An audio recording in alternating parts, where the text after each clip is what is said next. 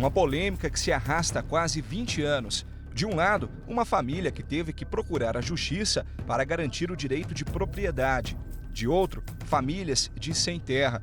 Entre as duas partes está o INCRA, o Instituto Nacional de Colonização e Reforma Agrária, órgão federal responsável pelos assentamentos rurais no Brasil. O último capítulo dessa história está em andamento e pode ter um desfecho inédito na história da justiça agrária do Brasil. O Tribunal Regional Federal da Primeira Região já determinou a desocupação da fazenda Estreito da Ponte de Pedra e a devolução para os antigos donos. Corrigir o erro vai ser muito difícil, porque foram uma série de injustiças, né? E nós pacificamente acreditamos na justiça do Brasil.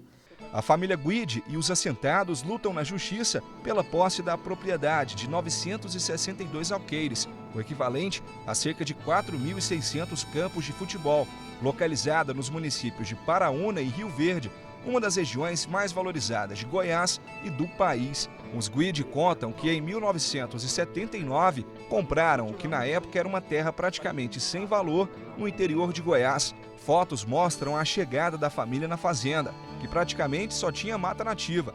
A região sudoeste de Goiás ainda estava longe de se tornar a referência em agronegócio que é hoje. Aos poucos, a fazenda foi preparada para a agricultura. As fotos do início da década de 80 mostram a terra sendo adubada, as primeiras plantações de soja, a instalação dos primeiros pivôs de irrigação da região e a construção do armazém e até de uma pequena usina hidrelétrica. Esse engenheiro agrônomo de Paraúna, um dos pioneiros em Goiás, lembra que em pouco tempo a fazenda se tornou modelo para a região. Soja no Cerrado aqui era novidade, né? Então eles foram os pioneiros, né, na implantação da cultura de soja aqui, e inclusive foram os pioneiros na implantação de irrigação com pivô central. Assim como também foram pioneiros na implantação de uma usina hidrelétrica para mover os próprios pivôs, que na época não tinha energia. Um investimento feito no Cerrado, em que todos diziam não ser fértil, deu certo.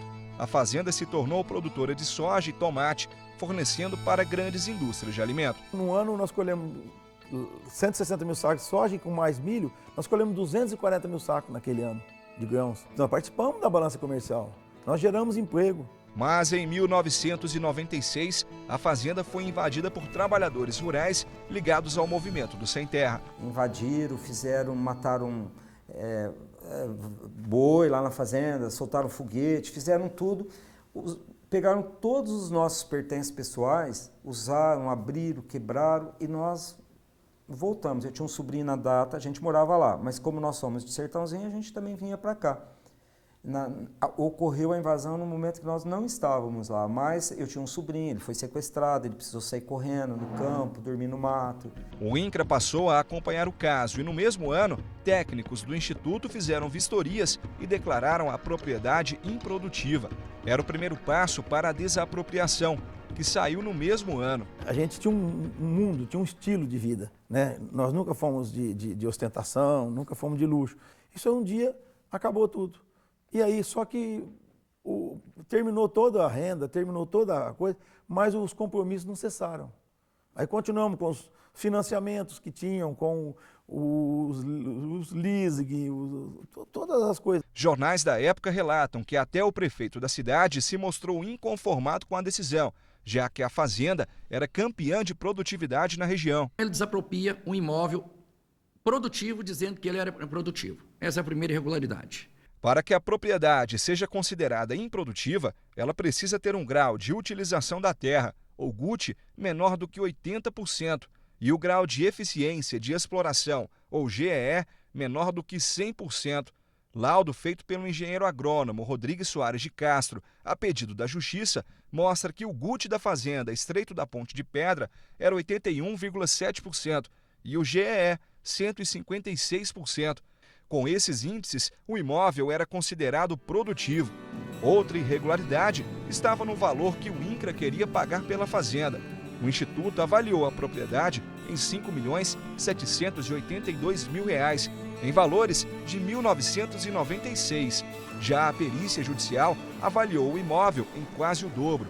O valor do imóvel, da parte desapropriada do imóvel, foi R$ 10.595.907. Com base em várias fazendas vendidas na região, ou mesmo em oferta, que a gente faz um fator de oferta para corrigir a elasticidade de oferta, a gente encontra esses valores. Por causa dessas irregularidades, em 2001, a Justiça Federal decidiu suspender o processo de desapropriação até que uma solução fosse encontrada, ou então, quando não houvesse mais possibilidade de recurso judicial. O juiz determinou que não fossem mais feitos investimentos na terra, decisão que jamais foi cumprida. Fomos até Paraúna, em Rio Verde, onde 112 famílias vivem na antiga fazenda Estreito da Ponte de Pedra. Encontramos gente como Cairo, que investiu tudo o que tinha no terreno que ganhou. O pai dele também foi um dos beneficiados com um pedaço da fazenda e diz que a maioria dos assentados fez investimentos na terra. Tem muito investimento aí hoje aqui dentro desse galpão aqui, está em torno aqui de investimento aqui, está em torno aqui de uns 800 mil reais aqui só de equipamento, só de implemento. Cada assentado recebeu um terreno que varia entre 6 ou 7 alqueires, o que seriam propriedades pequenas. Mas aqui do alto a gente pôde ver que, na verdade, eles usam equipamentos pesados para fazer a colheita da safra. Do alto é possível ver a divisão da terra e as máquinas trabalhando. O engenheiro agrônomo acha estranho tantos equipamentos em propriedades pequenas. Ele acredita que algumas possam ter sido arrendadas para outros produtores, o que é ilegal. A agricultura de subsistência em pequenas áreas, hoje ela é praticamente impraticável, né? Então, o que o assentado tem feito para viabilizar? Ele tem arrendado isso para produtores maiores, né? Que vêm explorando e pagam um arrendamento que para eles é interessante. Da antiga fazenda Estreito da Ponte de Pedra, pouca coisa sobrou. Aqui antigamente funcionava a pequena usina hidrelétrica da fazenda. A turbina que tinha ali dentro era suficiente para gerar energia para o povoado, para o armazém e até para os pivôs. Mas há 5 anos a usina parou de funcionar e hoje ela está assim, completamente abandonada. Os assentados dizem que sofrem com a insegurança provocada com a possibilidade de serem retirados da terra. Situação que não teria acontecido se o INCRA tivesse acatado o parecer do Ministério Público Federal, emitido em 21 de agosto de 1997, apenas um ano após a invasão.